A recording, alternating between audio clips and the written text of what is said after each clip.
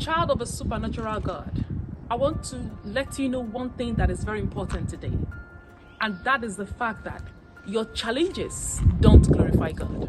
And that is why the Bible explains in Isaiah chapter 50 verse 7 that God will never allow you to be disgraced.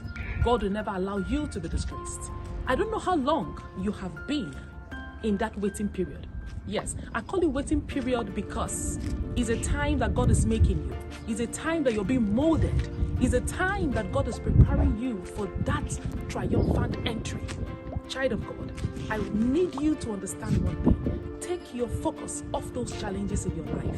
Take your focus off those things that you call limitation in your life and focus on God. In fact, it is generally said that when you focus too much on your challenges, that it's a sign of selfishness. So I want you to focus more on God and watch Him steal that storm in your life.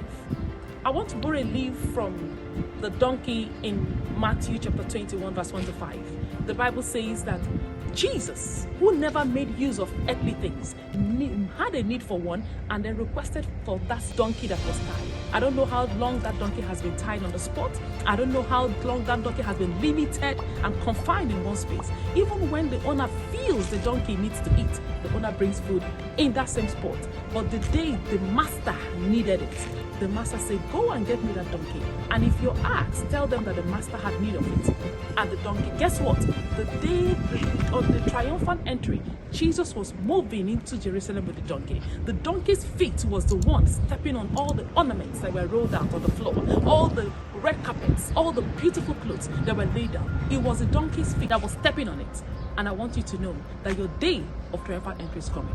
You're more than a conqueror. Everything that life throws at you, it's all for good. The Bible says in Romans chapter 8 verse 28 that all things works for good to them that love God.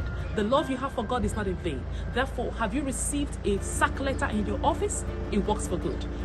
Have you received a promotion in your office? It's for good. Whatever life throws at you, it's all for good because you love God. I want to pray for you today that God will fortify you with the grace to do more for the kingdom.